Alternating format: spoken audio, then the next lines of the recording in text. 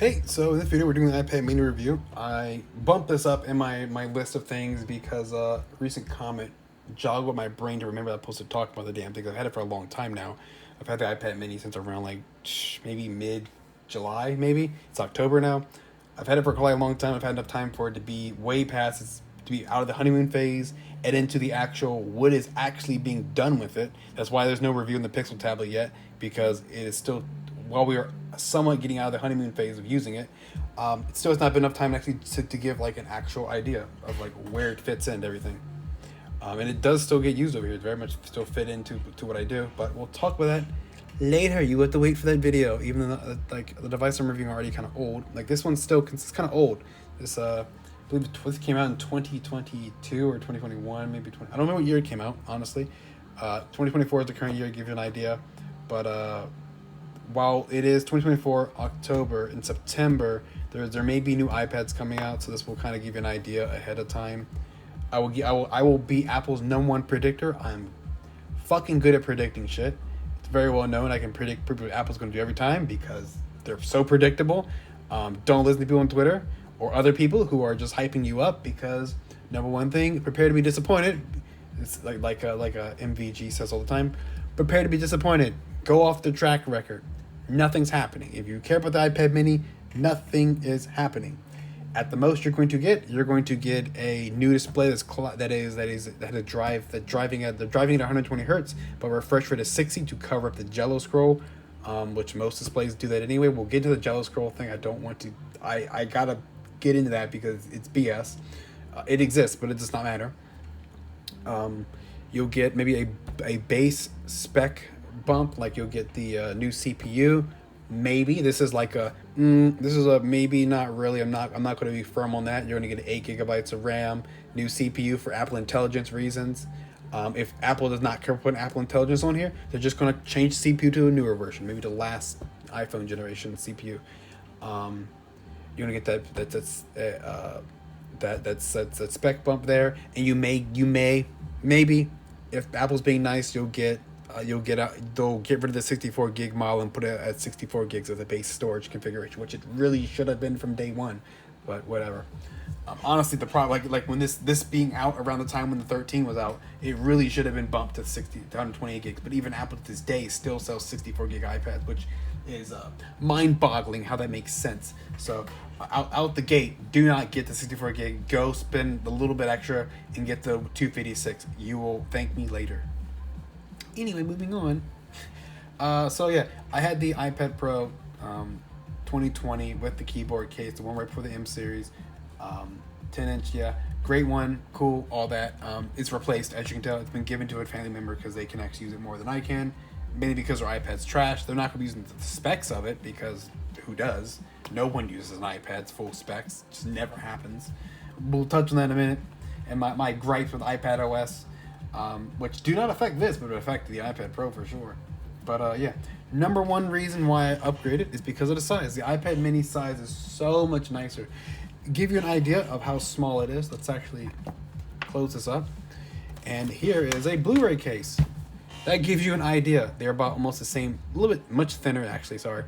But they compared it to a Blu-ray case, you can see it's only a little bit taller than a Blu-ray case. So yeah, gives you a very good idea that this thing's small, this thing tiny. When you first get it, it boggles your brain how small it is. It also weighs weighs a pretty heavy penny. It's pretty weighty, which is fine. Nothing wrong with that. Nothing wrong with the fact it weighs a bit. But the cool thing about it being so small, this is a bag that not my main bag, but a bag I used to have.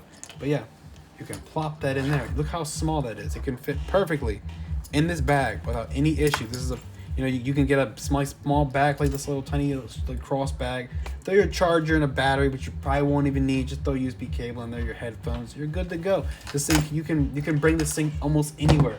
It fits in almost every bag. I don't think it even fits. You can fit it in a purse. You can fit it in everywhere. It's perfect. It's like literally the perfect size where you can bring it everywhere, and it makes itself more useful. Especially if you get the cellular variant like I have. It really makes itself so much more useful because it's so much more transportable. I'm like, fucking fruit flies drawing at the fucking wall. That's what I get for opening the damn door to cool this basement down while I do these videos. I get bombarded by these little tiny little fucking flies that fly to the damn screen door. Getting sidetracked. What else is new? You know how I am. I yap. I love yapping. I speak straight Japanese right now. But yeah, much smaller size. Let's see. This is the Pixel Pro. Not this is the Pixel Tab. You can see about how we're talking about. That's a 10-inch device right there. Much smaller. That's what we're talking about mainly. How small it is. Big benefit. You cannot understate how great it is to have a small device. Having a big 10-inch tablet is great, except for the fact that it is very hard to transport because you need a bag that can fit it, and you always have to get a larger bag to put that in. It just is annoying when you're trying. If you just want to pack light, you can't pack light because you have to have it. You have to have this big ass case for it. You know, if you're going on a plane, you know, even if you use like the Apple's keyboard case, you know, it's I know from experience, it's like it's still you're crunched up. It's all crunched up in with you. This, all you gotta do is pop this bad boy open, do it like that. You can push it all the way to the back. You still got room for your snacks. It's amazing how versatile having a much smaller iPad is, and while it may be like around a little bit under 8 inches, I think is the exact size. Hey Google, what is the size of the iPad Mini? Did this motherfucker just straight ignore me? Hey Google, what is the screen size of the iPad? Hey Google, what is the screen size of the iPad Mini? 8.3 inches. 8.3 inches. There you go. Stop yapping. The iPad Mini display Shut up. has rounded corners. When measured This bitch is still diagonally, yapping. Hey Google, stop. The screen is 8.3 inches. I want to Actual beat viewable area you is with a. length. Oh, stop talking. Thank you. God, I want to just get a fucking knife and stab you sometimes. People just shut the fuck up. Anyway, so yeah, 8.3 inches. That's probably about as small as you want to go, honestly, with any tablet. Really, you don't want to go too small because at that point you're getting into phone territory. Yeah. So, continuing going from that, as a little rude interruption, while maybe 8.3 inches, that's about as small as you want to go when it comes to an iPad or any tablet in general. While it may be that small, you still have the same features as a regular iPad. You're not really giving up anything. You're giving up LiDAR, but that only matters to someone like me because I did use it. So I lost that one feature I care about from the Pro, which was LiDAR, because I did use it for doing 3D scanning. I don't do it as much, and it does not justify 99.9% of the time of owning it. That does not happen. But keeping that in mind, moving on from that, you maintain all your features. Like this still has 5G ultra wideband on the cellular variant, great IPS display. We'll talk about this now. Let's get it out of the way. It has a really good display. It is there aren't too many issues with it except for a couple things, but these are not issues. These are like if you care. One, there is no promotion, which to me doesn't matter, and it probably doesn't matter to 90% of the people who actually use an iPad, because when you're watching content, your content is not 120 hertz. There's almost never a time when I know of content that runs at 120 hertz. So flat out, doesn't really matter for most situations. It may make the device seem fast and snappier, but I don't think that's a reason to spend more money and to be limited by having by losing the size benefit just to get 120 hertz for promotion. Sorry, I can never justify it. Even like on my Samsung phones and my other tablets I've had, like they get bumped back down to standard for the battery saving, and because like most people, most of my screens are 60 hertz. My Apple monitor, these Apple cinema displays, these are 60 hertz. My 4K monitor, this is 60 hertz. It ain't 120 hertz. Most things I own is 60 hertz. Your TV is 60 hertz. So when watching content, it doesn't matter because you're not going to be utilizing the 120 hertz. If anything, you're going to be wasting battery, generating more frames. And yeah, that's the first thing. Second thing is it's IPS. It's perfectly fine. It's a very good IPS panel. It's not OLED, but it only matters if you jack the brightness to 100%. Yeah, sure. You're going to notice how your black starts to become kind of grayish because you jack the brightness up to 100%. Does it matter? No. Turn the fucking brightness down. I don't want to be an ass, but I'm like, really, Turn the brightness down. In most situations, you're not running it out at max brightness. At this brightness right now, it is still perfectly fine. I need an example of something black, which is kind of hard to generate something black on this thing, because I don't really have too many things that are black. But like, even turn the brightness down and you're fine. In most situations, you're not going to notice it, nor would you care. If you watch YouTube, YouTube has an ambient lighting feature now. I think it may be a pro feature. I don't know. I've been YouTube Pro since like YouTube Premium since the beginning of time, since it was YouTube Red. So yeah, I don't use regular YouTube like that. But it has an ambient lighting feature to take advantage of the rest of the screen real estate, and that is not going to be black anymore, so it does not matter. If you're watching Netflix, still, you should be watching the content and not hyper analyzing the damn pixels of the display. I'm sorry. Turn the brightness down a bit, and you're fine. And then there's the last thing, which is a actual thing, which is the jelly scrolling. That is a thing that this display does. It does jelly scroll. I should be recording at 60, so it should show up. Now, and make this crystal clear, in most cases, you're using an iPad like this, where you're scrolling in landscape because you're watching content. Now, if you are in portrait, you do have an issue where you will see, if you look, you see the display. It probably won't, it's very hard to show.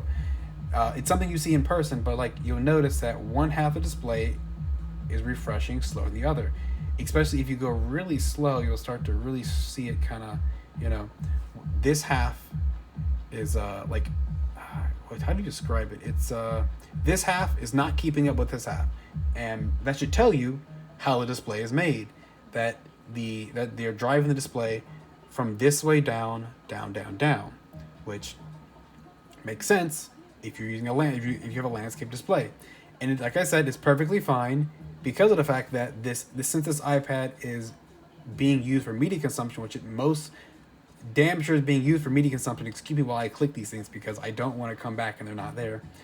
Since you're usually using this in landscape for watching media, that is a bug of iOS. You see how it does that rotation thing? That's something they don't seem to want to fix. So it's not even that big of a deal. But because you're using this in landscape 90% of the time to watch videos, the jello scroll doesn't really matter. It doesn't matter. Stop worrying about it. It's something you get used to. Even when using it in portrait, you're watching, you're like going through web pages, you get used to it. If anything, you get used to it as it being just like, oh, that's just an effect display. Cool.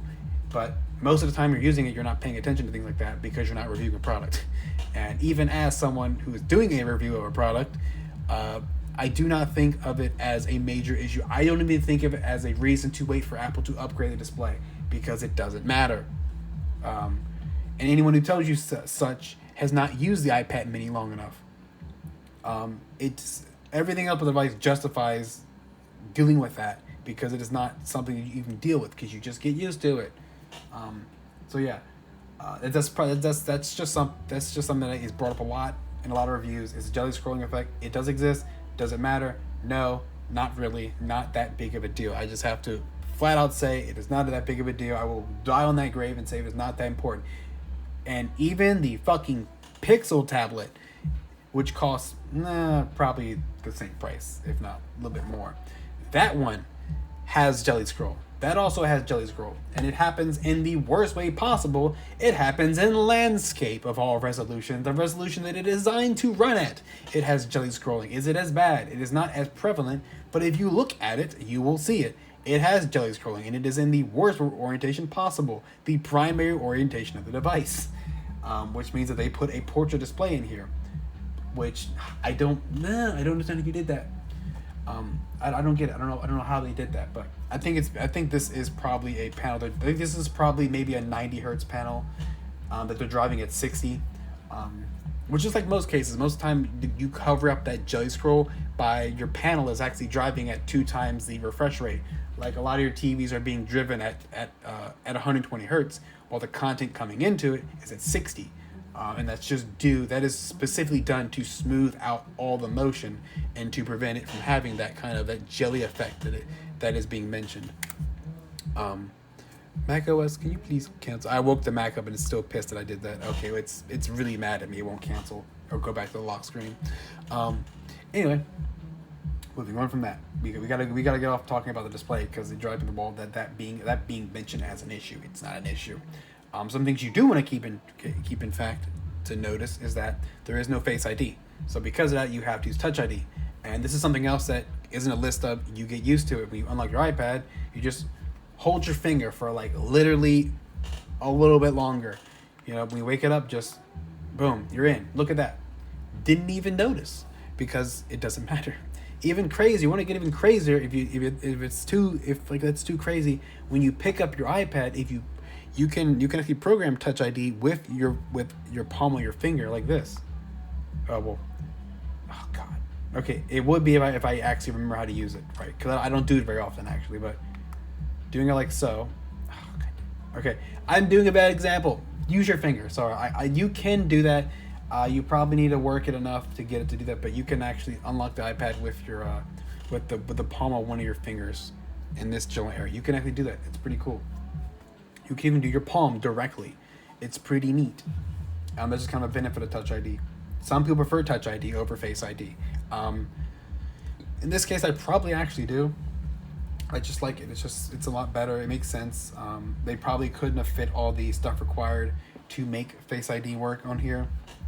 I would prefer if they don't increase the price by just adding Face ID. Yeah, even though there is some bezels. Keep in mind, there are some pretty big bezels on here, if you notice, but that's because you're holding it like so. They're really, because of the size of the device, I don't think you want to make those bezels any smaller because it could become a hindrance on trying to hold it. So keep that in mind. But yeah, I touched on probably most of the stuff that I really wanted to get out the gate, which is specifically size is perfect. You can put it in any bag. It doesn't matter where you bring it. It works out quite well.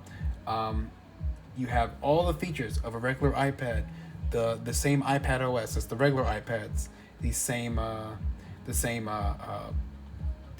apps as a regular iPad. You have 5G ultra wideband, great battery life. You know, all around, just like there really aren't any compromises at all. To be real with you, still USB-C. Eye roll.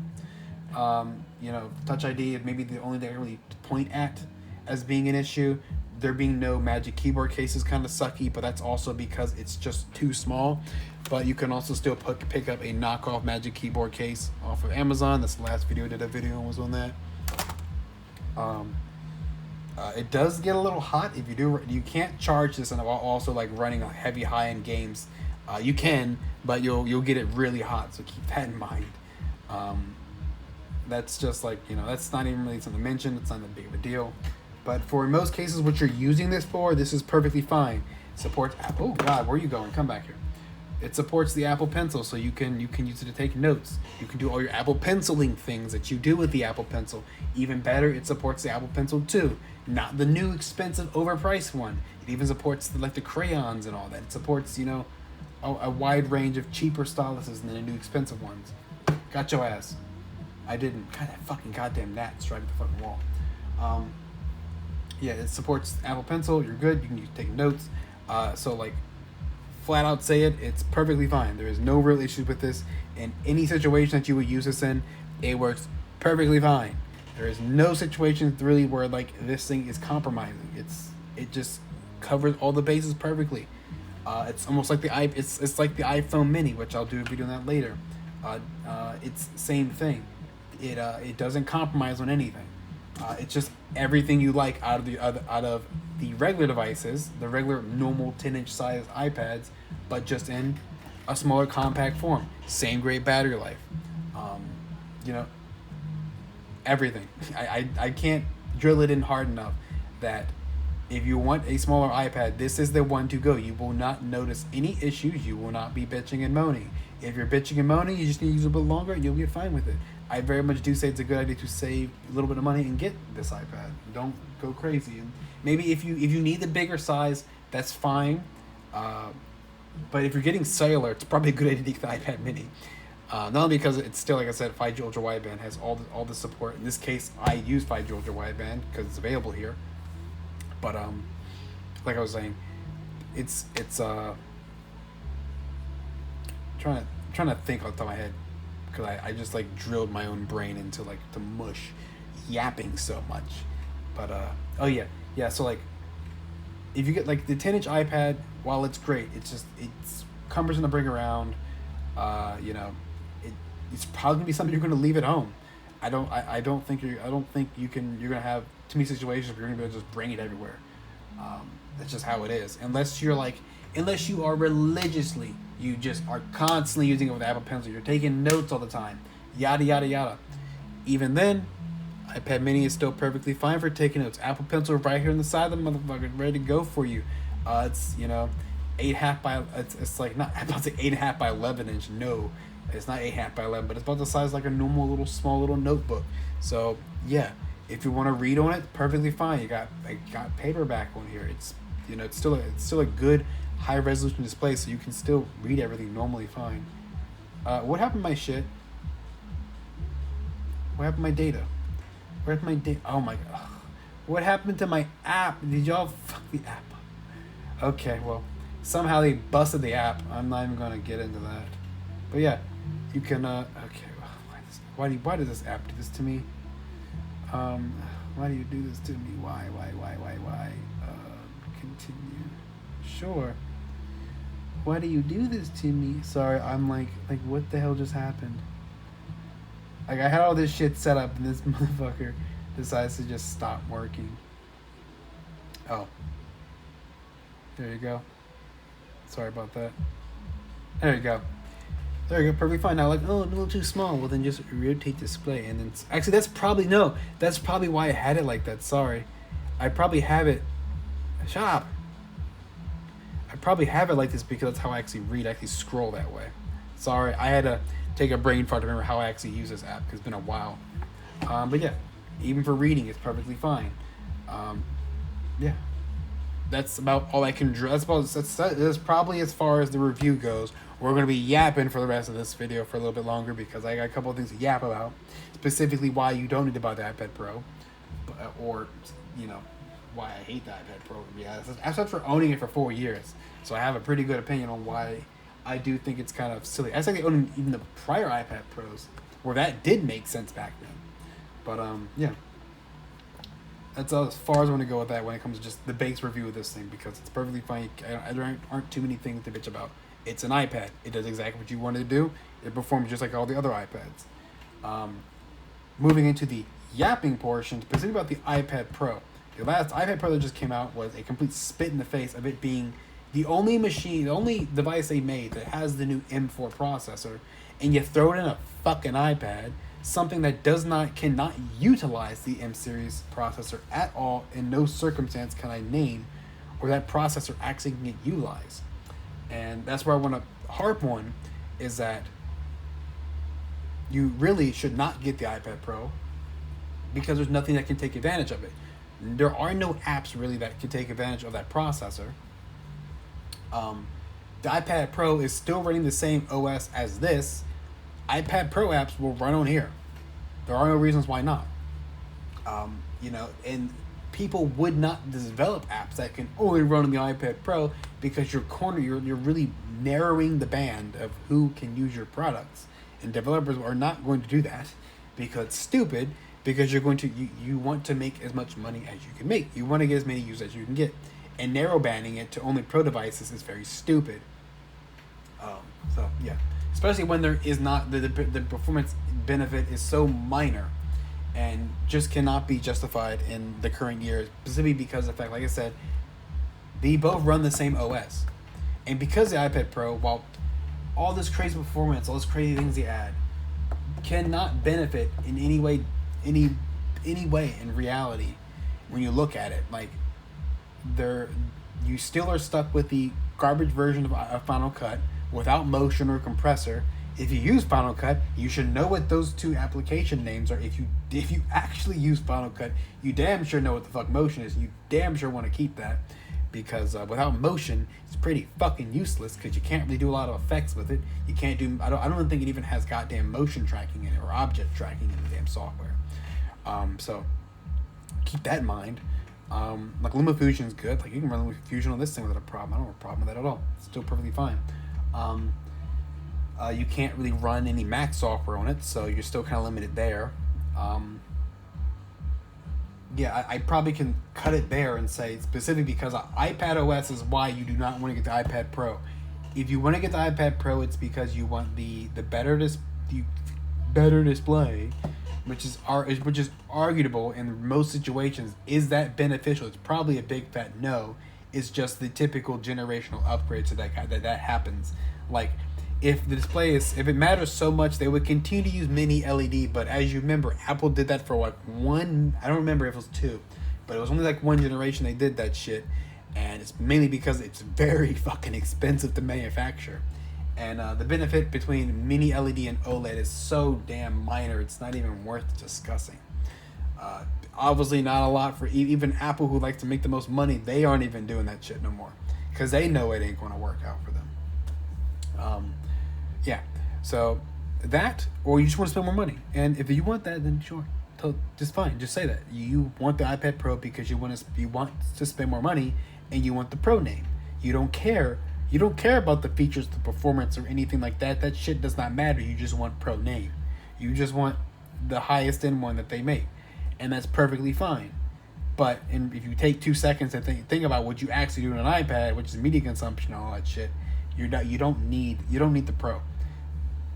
Most people don't have Pros because you'd be stupid to spend that outrageous amount of money that the new Pros cost when they don't. There's nothing that you can do on them that you can't do on another iPad. Just drill that in your head when it comes down to making a decision. There's nothing the iPad Pro does that the iPad does not do. There's nothing the iPad Mini cannot do that the regular iPad or the iPad Air cannot do. They're all down to just minor changes.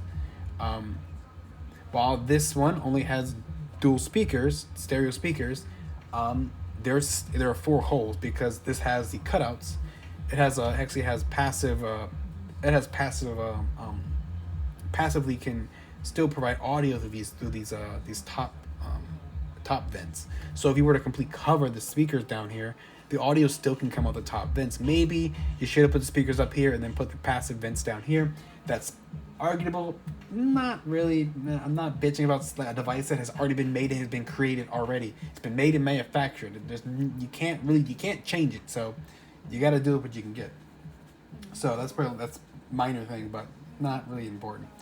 But yeah, I probably should end this now by saying specifically that there's nothing the iPad Pro can do that the iPad cannot do. There's nothing really the iPad can do the iPad Mini cannot do.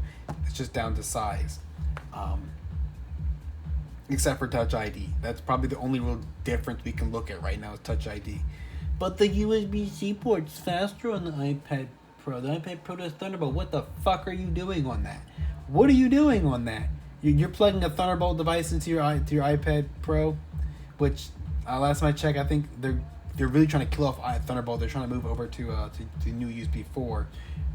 Honestly, everyone's trying to kill Thunderbolt because Thunderbolt licensing is expensive and nobody wants to do that anymore apparently. Yeah, at the time Thunderbolt made sense, but not anymore. You can't plug a GPU into it, so there's no PCI stuff. Like to honestly just spit in your face more, the M4 iPad has 12 gigs of fucking RAM, but only 8 of it is available. That is a absolute hilarious thing. They just do stuff to make you laugh. Stop getting scammed. Stop buying the fucking iPad Pro. Buy the cheaper one. You're not going to utilize the features of the newer ones, of the higher end model. Be realistic. I have to drill that in people's skulls. Stop wasting money, specifically in this economy. In the year 2024 Biden economy, we are fucked right now. We don't got a lot of money. Save your money. Stop buying the Pro one. Cheap out. And if in September new iPad Mini does come out, save your money. Do not buy the new one. Get the last generation. Get this one because it'll probably be slightly cheaper, maybe like $100, $200 off. They just had a Prime sale. They knocked like $100 off the damn thing. So, which is probably why they're trying to sell the stock down because there may be new one coming out, and the difference that's going to happen is minor. You can come back here and yell at me if I'm wrong, but goddamn if I'm right when I tell you that they ain't changing shit. It's going to be the same product but slightly different. I'm telling you, I'm not being paid. I don't have monetization on. I never will have it on. I'm the most realest motherfucker I'm gonna be with you right now. Stop wasting your money. Do not buy it. If you want to wait till September because you want to get a deal on this iPad, do that. But don't waste your money because ain't nothing happening. If I'm wrong, then damn, that's probably only the second time I've been wrong with predicting Apple shit. But yeah, that's it. 30 minutes. We did it. Pack in the bag. I'm gonna go watch YouTube and go eat a salad.